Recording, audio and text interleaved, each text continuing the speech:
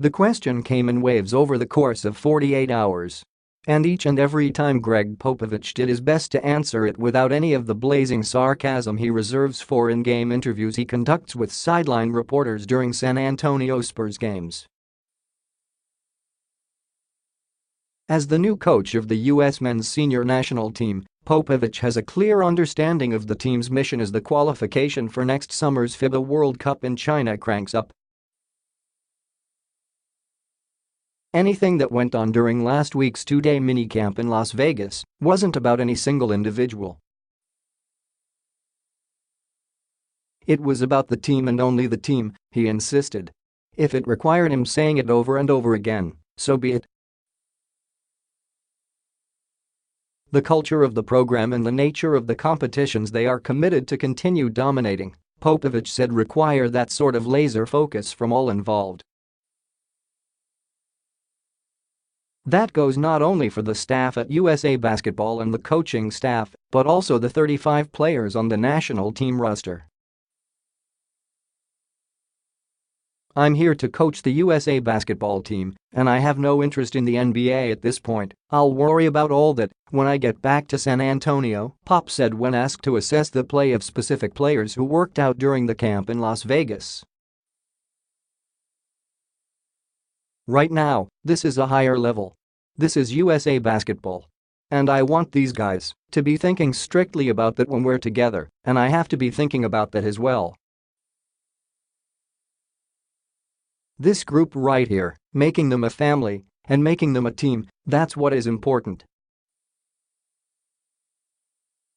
It's not about any one player, it's about the entire group. What shape that group takes between now and next summer, and even beyond that to the 2020 Tokyo Olympics, is also not something Popovich felt comfortable discussing or even speculating about. The time between competitions makes it difficult to prepare with specific players in mind because so much can change in the course of the NBA season. Player availability for FIBA competition rests largely on who is available and, perhaps most important, who is healthy at that time. We're not going to make any kinds of decisions on people and how it's going to go and who's going to want to go or not go, Popovich said. We'll find out during the season. And I'll sit down with USA Basketball Managing Director Jerry Colangelo and Senior Team Director Sean Ford and some others who are going to be watching guys play all season long, invite a group, and go from there. We won't worry about who's going to go to the Olympics or talk about the Olympics at all. All we care about is the World Cup in China. But we have to qualify first. Colangelo confirmed as much. He made it clear that attendance last week will not determine the fortunes of any particular player on the roster. Just 23 of the 35 players on the roster were full participants in the minicamp. Notable players missing included LeBron James, Stephen Curry, Kawhi Leonard, Chris Paul and Draymond Green. Colangelo said they are still in the planning stages for next summer, working on every single detail, the way they always have since he took over the program in 2005. We're working the schedule right now in terms of how much time we're going to be here in Las Vegas, and we're going to play a couple of games before we take off for the Far East, and I think we may be playing in Australia next summer, Colangelo said. The point is, we need that time to make sure we have the young guys on the select team we'll have in the pipeline to get acclimated as well. That's the structure we've always used, and it's a good one. It works for our guys. They are relying on tried and true methods, but they are not resting on the production that occurred under Popovich's successor. Duke coach Mike Krzyzewski coached the team to 3 straight gold medals since the London Olympics in 2012 and complete dominance on the world stage and 5 gold medals overall. But the past is just that, Colangelo said. This is today and we've got to go forward, he said. The 5 gold medals and all the success, the 88-1 run and all that, great. Wonderful. We established a mechanism and put the infrastructure in and made it hip again to be a part of USA basketball and represent your country. But we still have work to do. No complacency. Zero.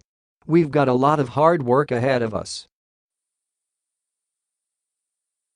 Everyone wants to knock us off. But that's the thing that works for our guys, who are all in the NBA. They are so darn competitive. They love being in the gym. And you can see it here, and you can feel it here. Guys like Carmelo Anthony shows up here to check on these guys after all he's done for the program. They love it. It's a good situation to be in, and I don't take it for granted. None of us do. And I'm very appreciative of the guys wanting to be a part of this and committing themselves to this process, however it plays out for them individually. Not everyone would. But ultimately, it all goes back to the love of the game. And all of our guys have it in surplus. That and the elite consistency in the coaching ranks. It's no coincidence that an icon like Popovich replaced a fellow icon in Krzyzewski. Colangelo said they had never really met or had the chance to get acquainted before Popovich was named as Krzyzewski's successor and visited with the team in camp before the Rio Olympics in 2016. The transition from Coach K to Pop has been seamless, Colangelo said. You've got an iconic college coach, one of the most successful of all time. And you've got a pro coach who is one of the best coaches of all time. And they never even knew each other. Isn't that amazing that they'd never really crossed paths before? But it gave them a chance to get together a little bit and get familiar with each other in our process, and it's that sort of consistency that will help us as we dial in on our main focus, which, as Pop told these guys, is on China next summer.